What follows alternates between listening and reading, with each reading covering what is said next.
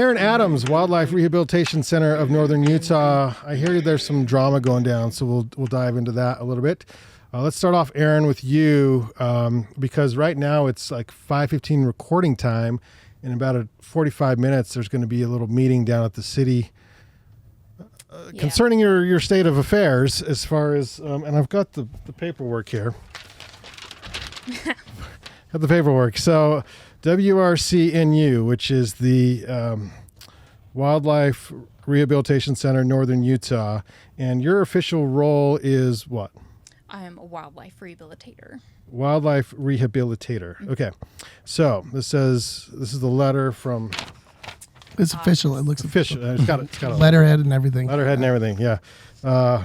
And it's long. I won't read the whole thing, but we met with Ogden City Administrative Leadership Team, including Chief Administrative Officer Mark Johnson, City Attorney Gary Williams, and Director of Public Services Jay Ladder on Wednesday, April 12th. So it's about a month ago now. In this meeting, city officials offered WRCNU a possible extension of up to 6 months beyond our current deadline because you're getting booted from the facility. Is that correct? Yeah. Okay. And we'll dive into that here. But Amir, did you print these T-shirts?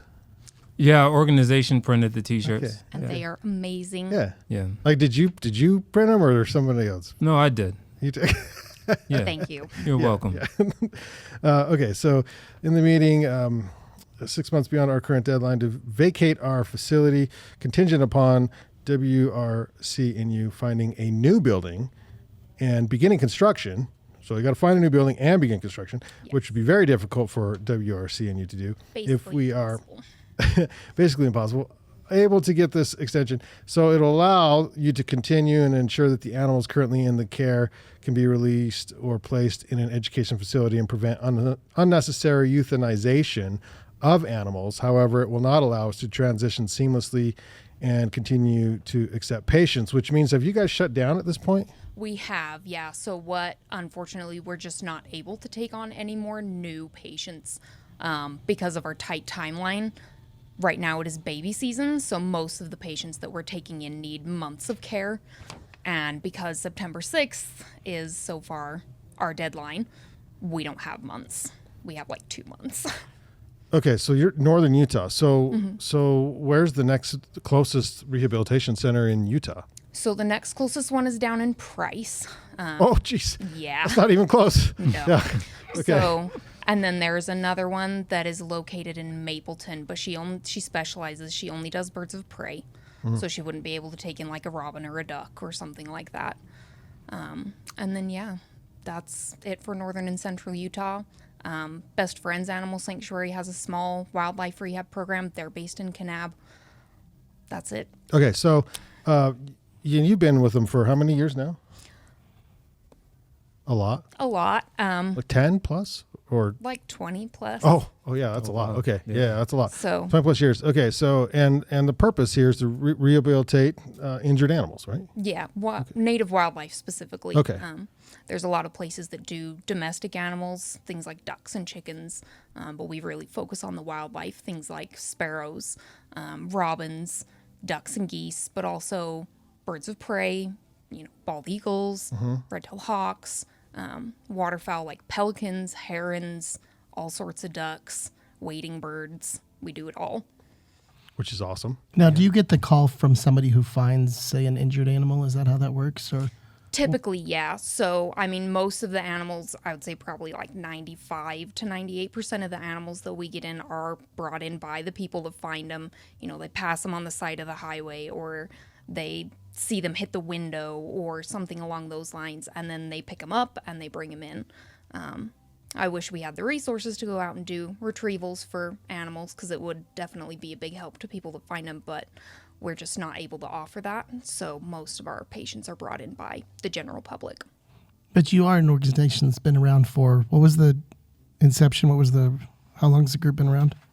A while. I don't know if I have. Meaning a long-term part of the community. So we were founded as our own organization in 2009. Okay. But before that, we actually operated out of Ogden Nature Center. And Dylan ran that rehabilitation and their education program for a long time.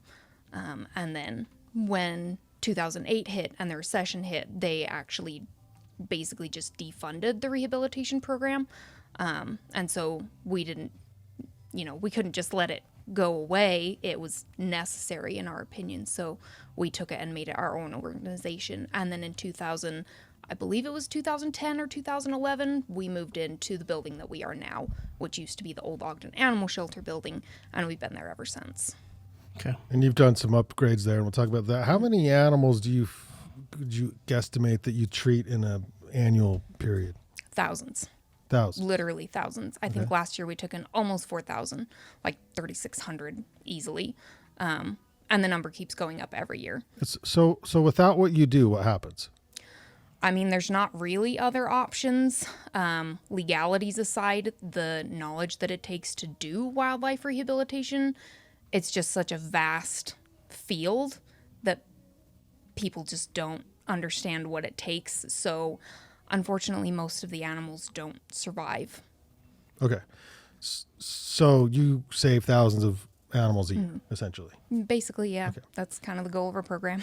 Okay, so the drama here is that you, and I didn't know you were at the Nature Center to start. That's interesting. And then so you were gifted space, or how did you get the space that was the old animal shelter that's now next to the dinosaur park in Ogden? So the biggest part of us getting that was the building was originally designed for animal use. The Browning Family Foundation put in a lot of funding and a lot of thought and effort to make a building that they wanted to be used for animal welfare and for education. So when the Ogden City Animal Shelter combined with the Weber County Animal Services, a building that was made for animal use was left empty. And we got so incredibly lucky that we just happened to coincide in the timing. We did spend a year in the old Brookside Animal Hospital building while we kind of waited for everything to be settled with the animal shelter building. And then we moved in. And it was kind of they still wanted it to be used for animals and for welfare and education. Okay, so I guess I missed originally. I didn't factor in the fact that this was a donated building from the Browning Foundation. They had a big part in it. From my understanding, there was also public fundraising as well to make the building in the first place. Okay, so who owns it then? The city own it, or who owns it? I'm actually not 100% certain who owns it. I don't know, but I believe that the Browning Foundation kind of backed away from its use a little bit when Carol Conroy Browning passed away. But we've had, conversations with them, and they're definitely not happy about the direction this is going. Well, do you know, because you're not the director. Correct. You just work there. Yeah. Do you know like who the lease is signed with or anything? So it's technically a city agreement. Okay. So I guess that would mean the city owns the building. Okay. But it was kind of a weird, like, we don't pay rent. There's not an official lease agreement like that. We did sign paperwork, and they were very generous in donating the rent to us. So basically they said, we'll donate you the use of the building for your needs, but you have to pay all the utilities and the upkeep of the building and stuff like that. Okay, and you've put in, over the years, I've read, specific upgrades for what you guys need, correct? Yeah, because even though the building was designed for animal care, it wasn't designed for wild animal care. It was an animal shelter. Dogs, So cats, cats and dogs mostly. gerbils. I don't know if they take in gerbils. They're kind of small. I don't Small know little if house they have animals. cages. I've adopted a dog or two from the old Yeah. animal shelter. Yeah, they were really good. Are gerbils wild originally? No, my point is that they weren't wild. It's mostly dogs and cats. Yeah. Okay. So, all right. So, Todd was offering some comedy relief to the heavy subject. Just trying to keep it going. why do you think we pay this guy? Come on now. He gets the big bucks. Okay. So then the story goes, and if I'm just a general member of the public, well, essentially I am here. So you guys are getting booted from this particular place where you've been in business now for quite some time, and you've had this lease where you haven't had to pay, right? Right. And they've been very good to us up until now. And that's part of why this has come as such a surprise, because we were completely blindsided by all of this. So then you have until September something, according to the 6th, Yes. to vacate, right? Completely, You got to get all your stuff and go Yep, home. everything packed, building empty, keys handed over, the works. Okay, and then what happens? What are they going to do with the building? According to the They plans, meaning the city, right? So they're going. I don't know if it's a gift or a purchase agreement or what's going on there, but it will be dinosaur parks, Okay. and then they're going to. Well, obviously they're going to raise dinosaurs there from. Yeah, the plans that they have drawn up. There's a little area labeled a hatchery. There's a I big told parking you, lot. a hatchery.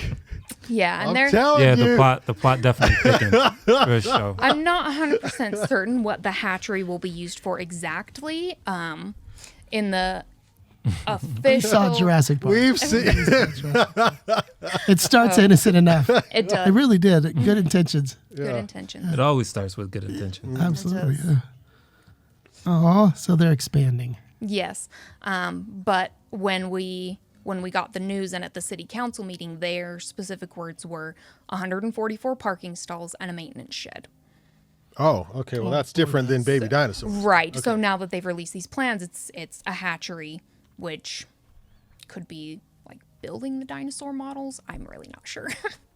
And then did they suggest another place where you guys can move into? They're like, hey, we're going to do this dinosaur thing, but we got another place down here y'all can borrow.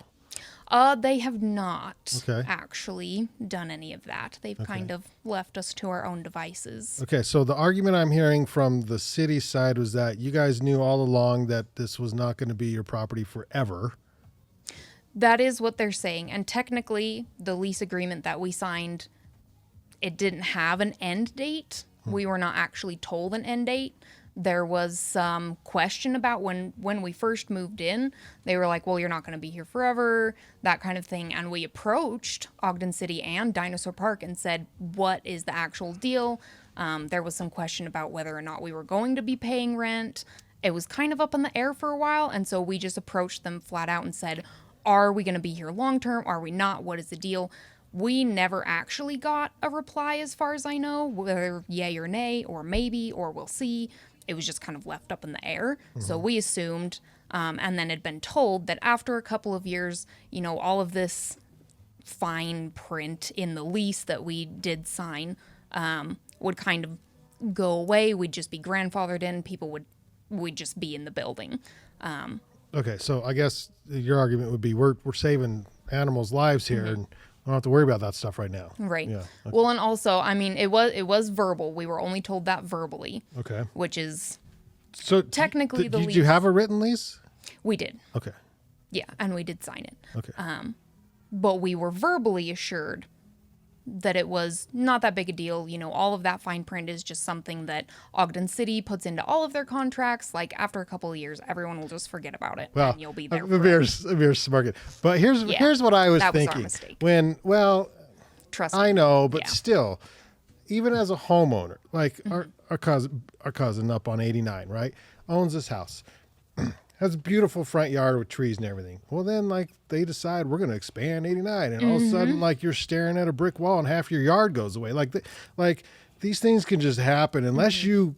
And she owns her property, but unless you own it, then own it, then you're subjected to anything can happen, right? Like Right. Yeah. Even when you own it, you might just be borrowing it. You might just Yeah. So it's better than not owning it. But Well, here's my big question about all this is being a resident of Ogden, I do know, and I would argue the fact that many people in Ogden love their animals more than their neighbors, right? Yeah. I've said this before, like people's relationship with their animals is very strong here. It's very strong here. And this is a story that we would collectively get behind and do something about. This just seems like something that would just naturally A, happen, and B, like we would feel very strongly about and probably could be very proactive about finding a new space if that was the answer, or any number of things. And it seems a little bit more strategic on somebody's side that some of this information was kept quiet up till kind of like the last minute. What we don't know is what's going on at the city. Like I don't know. They're not here. Development? They're not here to. Sure, I get. But why the dinosaur park though?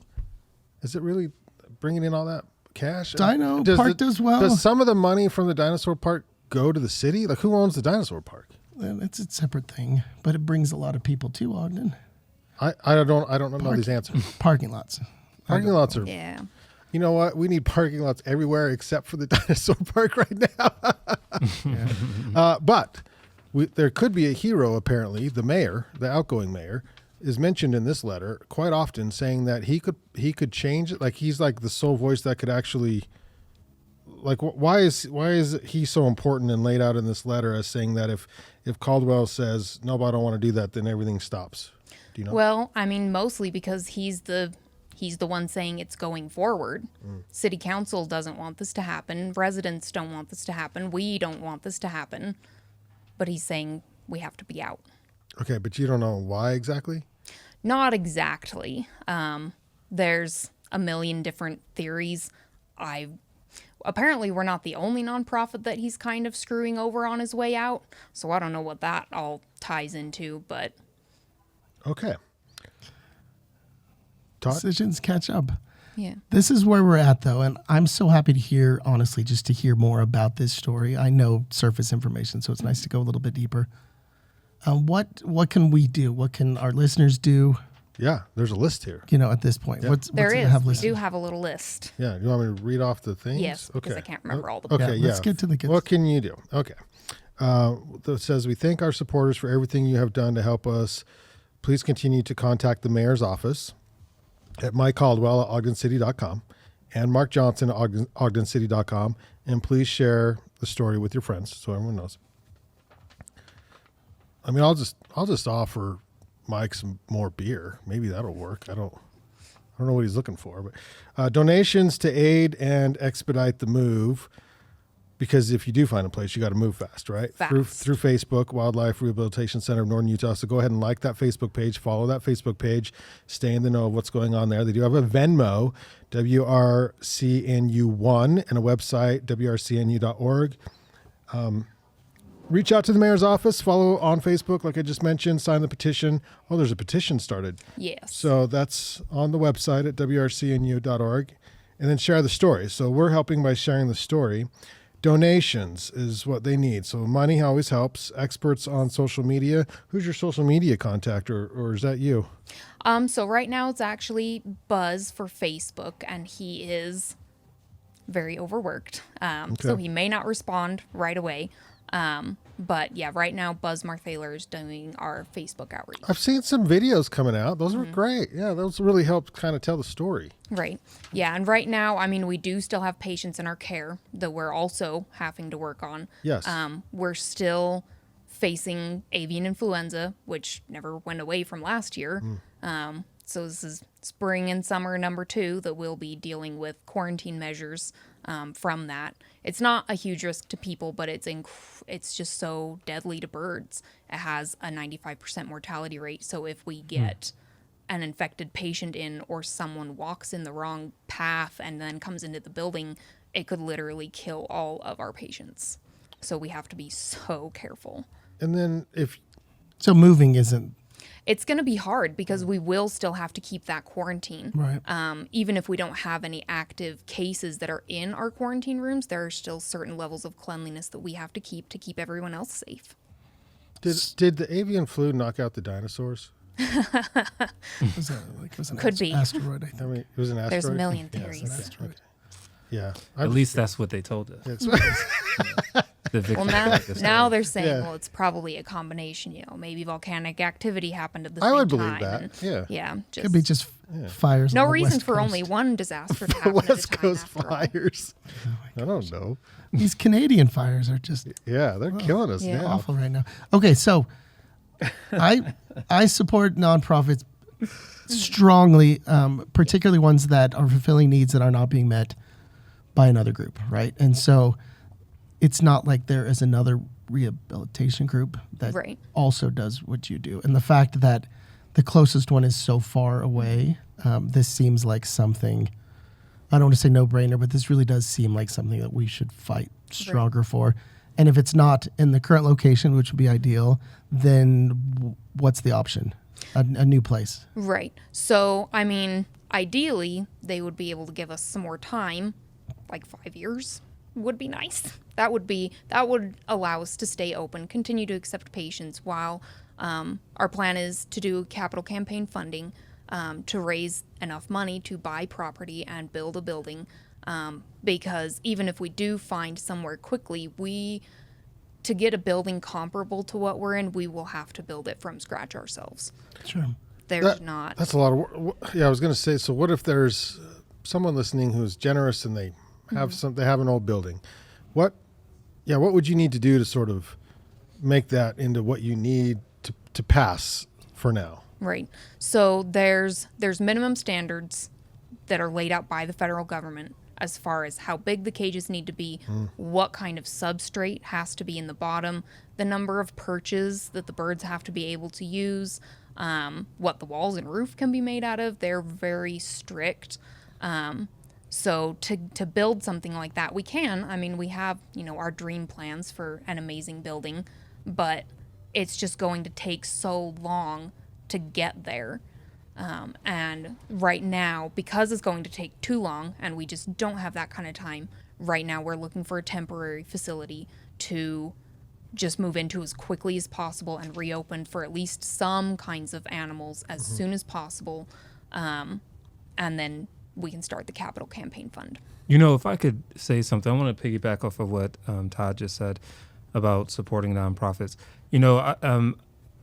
Full disclosure, I support the Wildlife Rehabilitation Center, their mission and their efforts. It's certainly a need in the community. I am also a friend and supporter of Mayor Codwell. And so I'm seeing this from both sides. That being said, my subjective but honest opinion is that nonprofits really are the culture of the community. If you look at the entertainment culture, the activity culture, the resource culture within our community, the support culture, it's heavily nonprofit.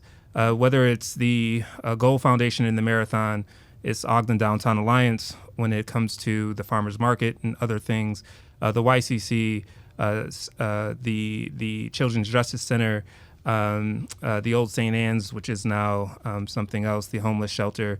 It goes on and on and on. Even, the Rock and Forth. Nonprofits are really doing the work in the community to create the culture in which makes this community a place people want to live. So yes, please support your nonprofits. They are making the community better, and the Wildlife Rehabilitation Center is another nonprofit in the community that needs support. Thank you, Amir. Very well said. Yeah, I'd like to get Mike's opinion on what's going on behind the scenes, because there's got to be a reason, right? So I just want to know have a beer with him, like, Mike, dude, what's going on at the Wildlife Center? That'd be a good question to ask. How do you guys fundraise normally? So, most of our operations are funded just by the people that bring us animals. They'll drop 5, 10, 20. In our peak season, we're taking in 30 to 50 patients a day. So it adds up. We also do yearly fundraisers. We have a spring, we call it our baby shower. Early April or mid-April, we'll have an open house. We do kids crafts, and we get out our education ambassador animals. And we just have people walk through the building, kind of see what we do. We have a little silent auction. We've recently started, before COVID, we started a fall speaker series event, which is kind of a little more fancy to do. We had them at the Timbermine Steakhouse, and we'd get a guest speaker, and they'd come and give a little lecture on what they do and that kind of thing, but haven't been able to do that since COVID. Well, you guys are clearly loaded now, right? Lots of money. Oh, yeah. We're just swimming as nonprofits typically are. Oh, yes. So I don't want to assume anything, but while we have you right here, I would like a little clarification. I think that sometimes when it comes down to these things, it is nefarious reasons, right? And sometimes it is lack of communication or misunderstanding, or there's some sort of urgency on one side that doesn't make sense to the other side. Yes. Have you had a chance to talk to their sort of points of contact as far as filling them in with additional information? As far as the urgency of this September date seems so soon. It really is. And technically that's our lease. The lease that we signed said that They would give us 180 days to vacate, which was whenever they decided. And then we would have those 6 months to be out. But of course, that was the written. And then we were told, oh, don't worry about it. That's not going to happen. Like, give it a few years. You guys will just be basically a permanent fixture. No one will even look twice, which was our mistake for not getting that in writing. But hindsight's 2020. So. But do you feel that even after the fact that they are now informed about the length of what this would take to transfer out of a space like that? Maybe for some reason they thought 90 days would do it. Well, that's well, I believe real our reality. original write-up of the lease was something like 60 or 90 days, and we were like, that is not going to be even enough time to start anything. Like, we need more time. And then they rewrote it to have the 180 days, and they were like, well, that's all. Like, that's the longest we can do. So we signed it. Fair enough. All right, so what can we do? Yeah. Other than what's on the list, what can we do for you? That's a good list, but yeah. How can we help you? Right. 20 years plus. Oh, Nicely done. That's exceptional. Yeah. thank you. Well, I just started young is all. But right now, our two biggest concerns are finding a place to move into as quickly as possible and staying relevant in the public eye. This could take a minute. We are hopeful to be able to reopen to take patients in 2024, which we really, really are pushing for that. But right now, we still don't have even a temporary place.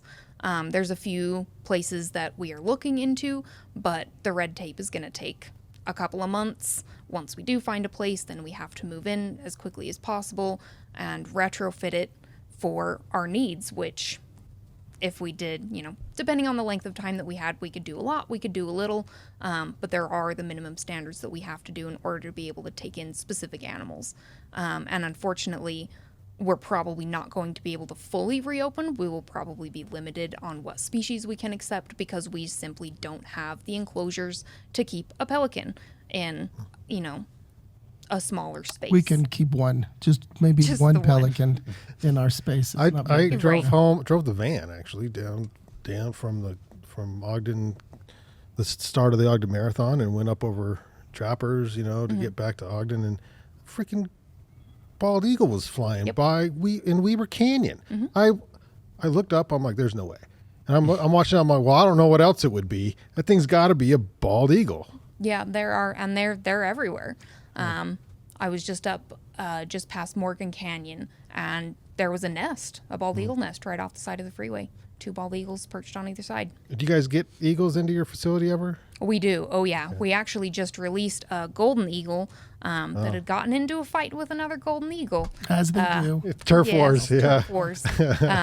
But he was in pretty rough shape. They crashed into the ground, we assume. The person that originally found him and then called the division to come and pick him up assumed that the one on the ground was dead because he just was not moving. And that the other one must be severely injured because he's not flying away. And then when they went out to go pick him up, the one that was standing took off and left the one on the ground, and he couldn't Imagine stand coming up. across that scene. Yeah, Right. I'm wondering, Brandon, did you hear the Star Spangled Banner as you when you saw this bald eagle? Were you feeling patriotic at the moment? I often do, but also about an hour and a half to 2 hours earlier, I was in charge of pressing the play button of the Star Spangled Banner for the start of the Ogden Marathon. And there's been time, it's beautiful at the start of the Ogden Marathon. If you haven't been to the start, sign up next year, do the full. But it's the sun comes up in the valley there. You're close to Causey, and there's been times when like the birds will fly through where the sun's shining through, and this time we did not have a singer. Usually there's a singer, so I just had it on a Spotify and I just pushed play, and the singers and I introduce it, and the flag is flying, and I'm like, I get the chills because it's just a beautiful moment, you know. Yeah, for sure. Yeah. Anyway, thanks for asking. Yeah. Okay, so I think I think that retelling sums it the up. story That's is the crazy. story. Yeah. I think Yeah. keeping that in front of our faces is very, very important. And I think also making that comparison, because it's hard to know the intricacies of being sort of displaced and removed from a location, right? And so that to me would be just like, oh, just please let that happen, right? Right. But if that does not happen, then it's just this time frame seems like something that just, these animals are so important to us collectively, and especially if there is any chance that this place that saves thousands of animals ends up as parking spaces or sheds or something, like that's going to really hurt. Yeah. If it's something where this urgency is just not as necessary as somebody thinks it is, right? And so there's always more to stories. I assume that there probably is on that side as well, but at the same time, I'm just like, nope. Yeah, I support the animals. It really doesn't make very much sense to me as far as the reasoning behind it. You might not know the actual reason. Yeah, I don't think I do. They may not know the reason. They might think that it needs to happen like this, and maybe they do have some more extra time. So have you thought about calling, your parents' house, the Ogden Nature Center, and like, can we come back and room with you for a little bit and maybe hang out until we find a place? Right. So again, the problem is that there's really not room for us there anymore. When we were there, we only did, I believe we were still the largest rehabilitation center in the entire state. We only did 500-600 animals a year. Oh my God. So we were a lot smaller back then. We couldn't squeeze in very easily. Fair enough. This is what happens. You get too good at what you do. Yep. Sure. Well, when we get settled in, we have a beautiful 10,000 square foot building. Yeah. It's gorgeous property, so many old growth trees. We have outdoor enclosures for the animals that are almost ready to go but need some time just to kind of get their wings back under them. Like we're a lot bigger now, so Yeah, of course. and our goal is to expand. Our goal is to come back from this and be 20,000 square foot building. I that see can good do- things. I'm going to be positive. I think Yeah. in the end it'll be good. This sounds like a silly question, but I'm honestly curious. Do you have animals that you've saved birds that come back and see you? We've had a couple of suspicious return patients. Okay. Ones that we can't necessarily this is definitely the same bird, but it's like, he looks really familiar. Yeah. Okay. Just curious. All right. Good stuff. I think you represented really well. And nice shirt, Amir. Nice Very, work. very, very well. You're a great ambassador. Thank you. 1000%. Do this as much as you can. You have a really great voice Oh, thank you. for this. It's super well spoken. Just you could tell the passion that you have behind it. And so I think that's when you probably the said biggest thing. when that was listed, as far as just reminding people, because Yeah. our cycle of information is Yeah. sometimes very, very short. Yeah. I know how aggressive this community got with Jake's Over the Top. Yes. I And they sell shakes and burgers, Yeah. right? Yep. This is thousands and thousands of animals every year. And so Well, I and just it's know not- what we're capable of. Right. And it's not even just the animals, but when people find these creatures that are hurt, Yeah, where you go. what do you do for them? People innately want to take care of things, and they want them to get the help, and they want them to get better. Yep. We found owls. I think everybody lives in a mountain town has You're right. at some point or another had an encounter with an animal. Anyway. Yeah, I would second or third, whatever it is at this point. I think that you are even a better ambassador and spokesperson than the executive director would be. Because, oh no, don't tell her that. Now I'm gonna have to do all of the interviews. Because you're removed, right? Like you're a product of this, just as the animals are. You're like a living product. As a young person, you came up through this. What would you call it? System, right? I think that you're a great, and you're easy to listen to, 100%. You could share the work with her if you need to. Yeah, sure. I think get in front of as many microphones or people or groups as you can. Yeah, for sure.